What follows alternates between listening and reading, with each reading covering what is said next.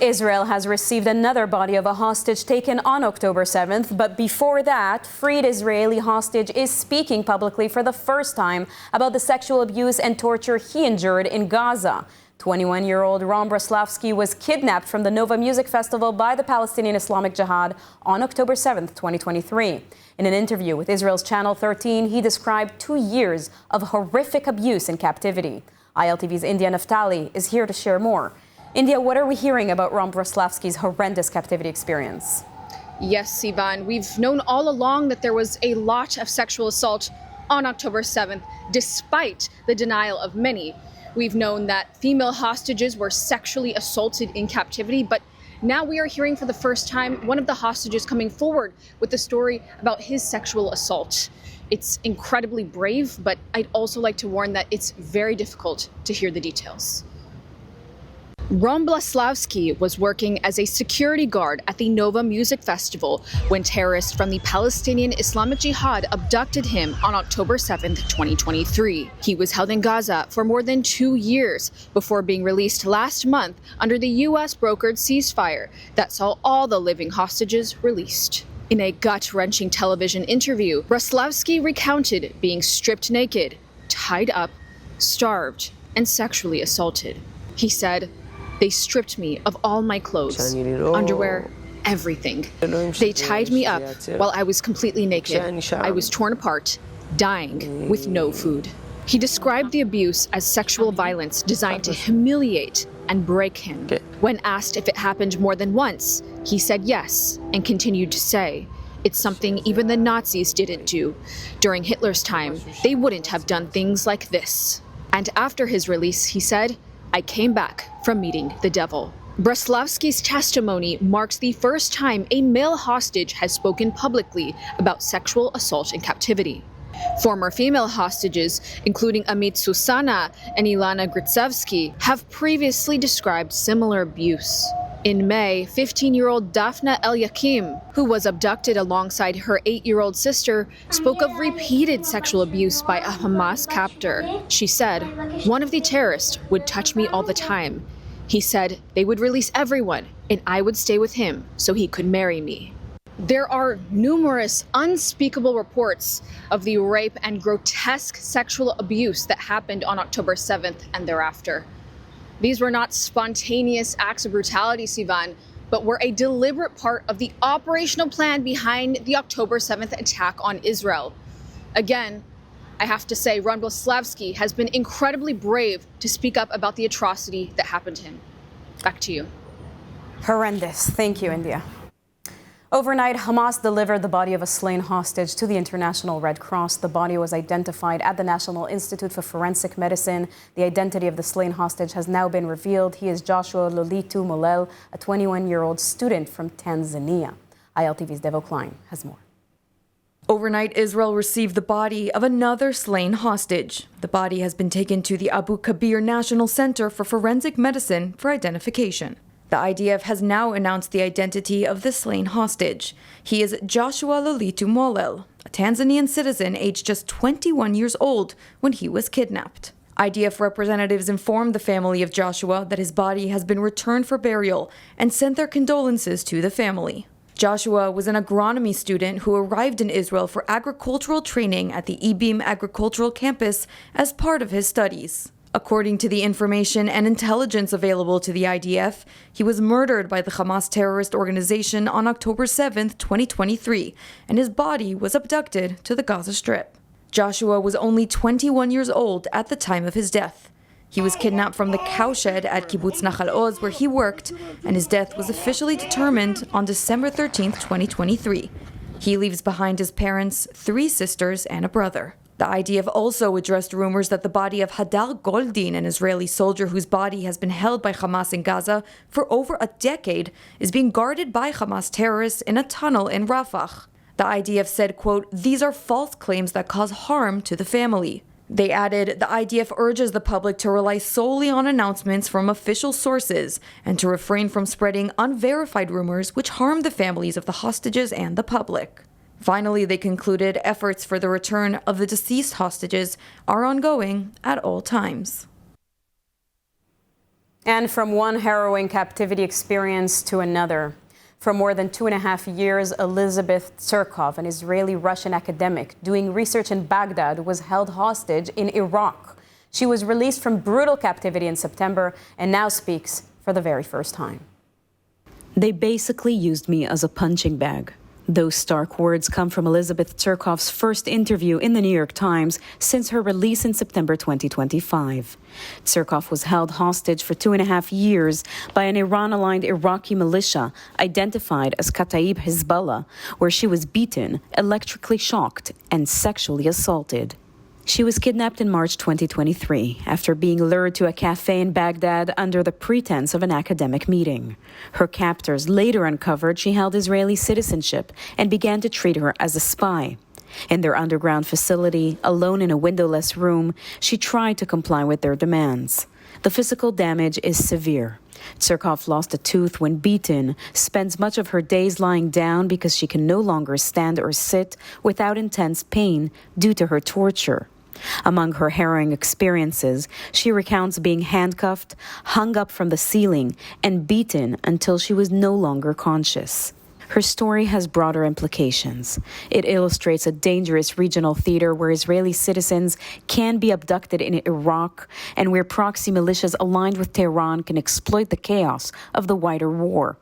Her release, referred to by President Donald Trump as a personal victory of determination, illustrates the heightened stakes for Israel and its allies beyond the Gaza front. For Israel, Tsurkov's survival adds to the mounting evidence of sexual violence, torture, and hostage abuse across multiple arenas, especially since October 7, 2023, not just in Gaza, but across the region. Now safely back home and undergoing treatment, Tsurkov has joined the ranks of survivors who must now live with the aftermath. And as Washington continues to press forward with President Donald Trump's Gaza peace framework, there is growing attention on the intended move toward phase 2 of the plan. But questions remain about where Israel and the U.S. stand and what comes next. Joining us now in order to help us understand the strategic landscape is retired Colonel Dr. Eran Lerman, former Deputy Director of the National Security Council and Vice President of the Jerusalem Institute for Strategic Studies. Thank you for joining us. Thank you, Sivan. So let's start with where things stand right now. President Trump laid out a phased framework for stabilizing Gaza. Why have we not yet moved into the second stage of the plan? What is holding that shift back? Two reasons. First of all, of course, the phase 1 has not yet been completed. Hamas quite deliberately dragged their feet, although it's moving forward under external pressure now, and the numbers are down to 6 still held in Gaza, bodies still held in Gaza. So we are getting closer to the point of implementation of phase 2. The other thing is that phase 2 has not yet been fully outlined and organized. The administration has now put forward a draft resolution at the United Nations Security Council. I have my doubts as to whether this can pass, given the Russians and the Chinese and their tendency to veto an American position.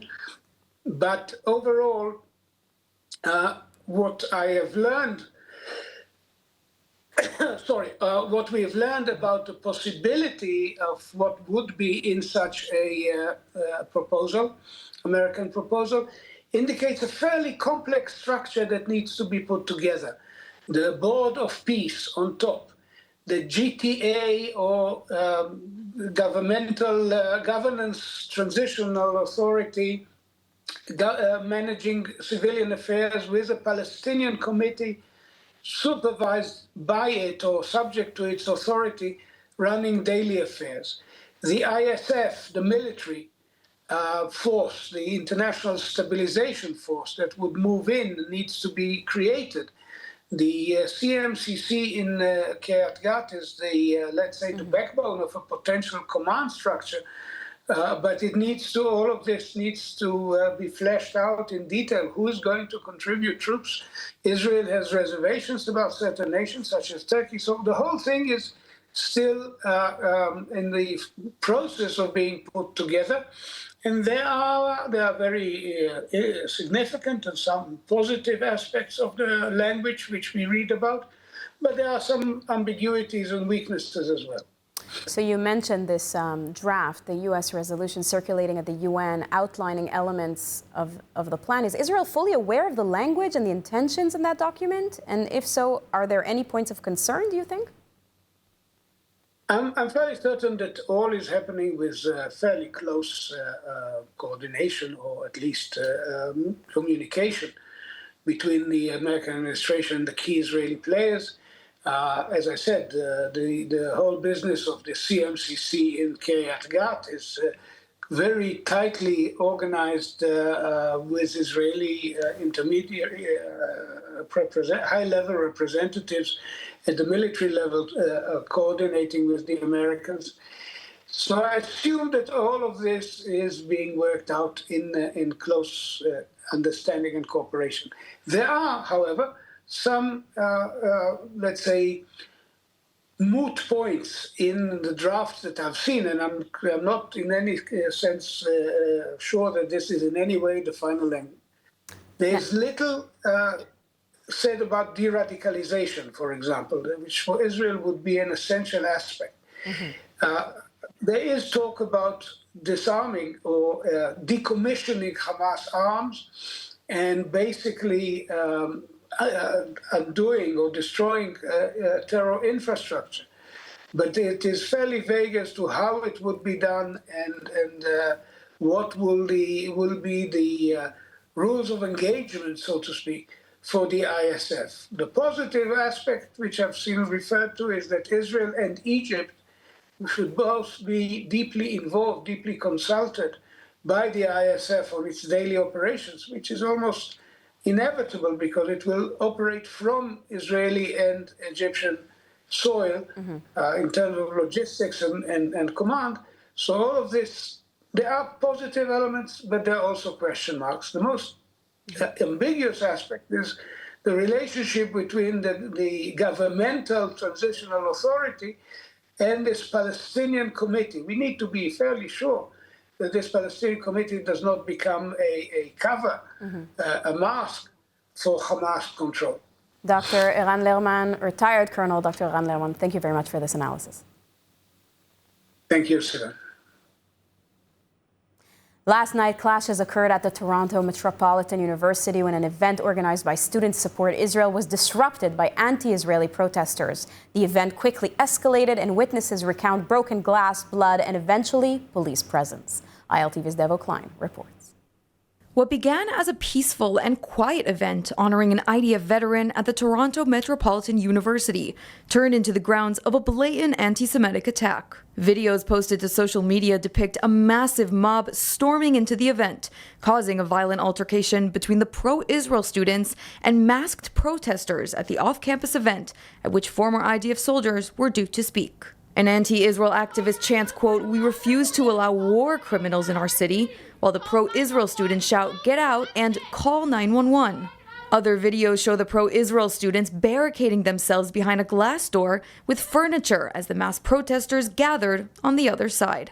According to witness testimony, the two groups began a shouting match in between the barricading door's glass window, which was soon shattered and smashed open by a raging protester, causing physical and property damage. Video footage shows blood on the forearm of a victim as a woman shouts in the background. Law enforcement was soon called to the scene of the clashes. Toronto police say they arrested multiple individuals after they forcefully entered the building for the purpose of violence. This horrific event was all captured on camera, offering concrete evidence of the violent mobs that wished to assault Israel supporting individuals at the Canadian University.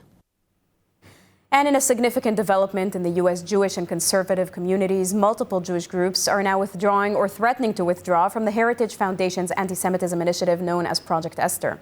The move comes in response to the foundation's public defense of Tucker Carlson after his interview with controversial figure Nick Fuentes, who is widely recognized for anti-Semitic views.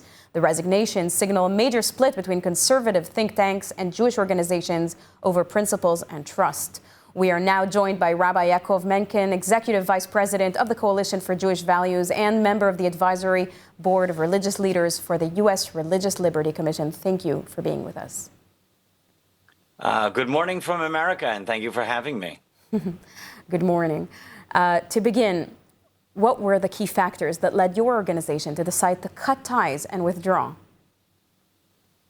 Well, if one looks at the video from Kevin Roberts, the head of the Heritage Foundation from last week, he said he would back Tucker Carlson, and Heritage would, in all situations, would never disavow him.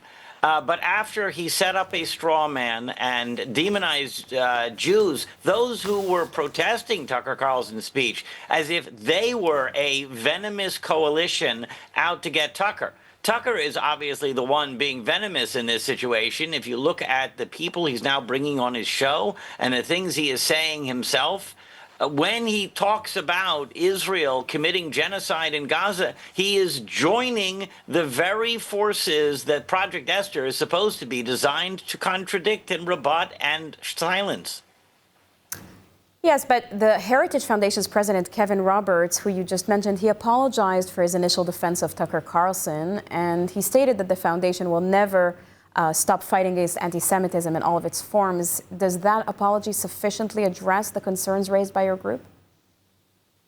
I would say it's finally a step in the right direction. For about 5 days, he was dodging around and not actually apologizing for it. Now he's realizing that, yes, Tucker Carlson says things that are honestly and truly evil against the Jewish community, and we cannot pretend that there's this idea of, no enemies on the right. That's great for political partisans, but if you're out there promoting values, and especially Jewish values, like we do as a Jewish organization, we're called Coalition for Jewish Values. We cannot pretend to be partisan. If we're going to call out Ilhan Omar or Rashida Tlaib, we're going to call out Marjorie Taylor Greene and Tucker Carlson when they use the same rhetoric. And what Kevin Roberts did was refuse to come in with that and even make us out to be the bad guys. Now, hopefully, this what we saw last night from him was a step back in the right direction, but we had already laid out, here's what needs to happen, and we got something back that was entirely inadequate, and we had left it for enough time. We had to say, we're out. They can always invite us back when they correct the situation. And your withdrawal is being seen as a message to the conservative movement. What do you hope this action achieves in terms of how anti-Semitism is handled within conservative think tanks and media allies?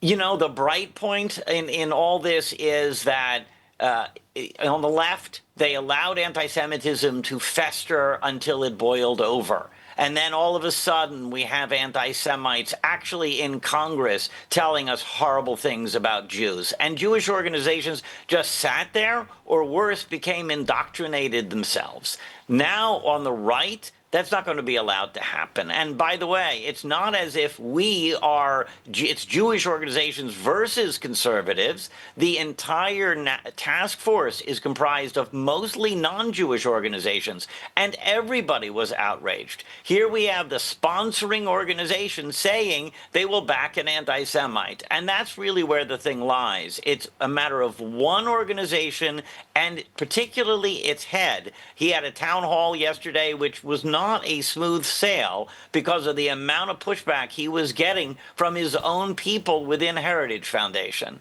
So I think this is hopefully a teachable moment that anti-Semitism should never be accepted among decent American pro-values conservatives the way it has been accepted, sadly, on the left. Rabbi Yaakov Menken, thank you very much. Thank you. This week, hundreds gathered in New York City for a powerful evening of resilience and solidarity hosted by Americans for Ben-Gurion University. The event marked 50 years of excellence at the Goldman Medical School and came at a pivotal time for Israel's Negev region. With moving testimonies from survivors, students, and university leaders, and a $2 million matching grant announced by the Joyce and Irving Goldman Family Foundation, the night blended emotion, hope, and even humor, led by Emmy Award-winning comedian Alex Edelman. Americans for Ben-Gurion University brought resilience, hope, and humor to New York City Benefit. We are supporting a fabulous university that serves southern Israel, supporting their students, supporting their people. Campaign efforts. A4BGU's New York City benefit celebrated 50 years of excellence at the Goldman Medical School, an institution renamed in honor of Lloyd Goldman's parents. My sisters and I named in our parents, so it's the Joyce and Irving Goldman Medical School, and my sister Katja and my sister Dorian will be here this evening, and we are thrilled about peace, about Israel, and about Ben-Gurion University. The Joyce and R.V. Goldman Family Foundation announced a $2 million matching grant to support the future of medicine, investing in BGU curriculum, students, and faculty. One of the universities that was hit hard was Ben-Gurion University. Hundreds of students found themselves returning to wear uniforms. The university itself lost about 110 of its members and families on the 7th of October. And a number of our students and graduates were taken hostage by the Hamas, mainly from the Nova Music Festival. Over 6,000 of our students have been on reserve military duty. Some have been killed killed and wounded. It's been a difficult time, but we are resilient. We're going to move forward and make Israel better and stronger. We heard the testimony of Sasha Trufanov, a Ben-Gurion University alumnus and hostage survivor who suffered 498 days in Hamas captivity. Started hearing shootings coming closer and closer, voices of speaking, shouting. We thought we had a discussion between me and my fiancée, Sapir. She said it's Arabic. I said that no, it's Hebrew. I wanted to believe, like there are soldiers. And a testimony of Noah Shuker, a fourth-year medical student and casualty officer in the IDF, that shared what the importance of A4BGU. They make sure that we have everything we need. I can say, as a student who also been in reserve service for over 400 days, they made sure that I could really just stay on top of my studies, not miss any test. I didn't miss any lecture. I had everything that I need in terms of marathons and tutoring and psychological support. They really made sure that we would see social workers, and we had talks with regular talks with psychologists, making sure really that the university is doing everything they can to protect us and to keep us on top of our studies and in good shape. You could feel the sense of mission and goodwill among those who came to support the people of Israel and Ben-Gurion University. The evening concluded with a powerful message to the people of Israel. For me, the most important thing for Jews around the world is to go to Israel and share the love. The United States is in lockstep, and there is a large part of the United States that loves Israel and will be behind them, whatever it is. And before we get to the weather forecast, Israel is currently experiencing record heat in November. While other countries get snow and prepare for a cool Thanksgiving, Israel reaches 83 degrees Fahrenheit or 28 degrees Celsius. And with that, let's take a look at the weather forecast for today. Cloudy skies are expected around most of the country tonight, with temperatures reaching lows of 19 degrees Celsius or 66 degrees Fahrenheit. Then tomorrow we'll see sunny skies alongside hot temperatures, seeing highs of 28 degrees Celsius or 82 degrees Fahrenheit. That's a wrap for today's news. For the latest updates from Israel on all your devices, be sure to follow our ILTV channels and our new live channel. And you can also catch us on Screen IL with 24/7 live coverage. Stay informed with the latest news straight from the heart of Israel. I'm Sivan Raviv. Be well, be safe, and thank you so much for watching.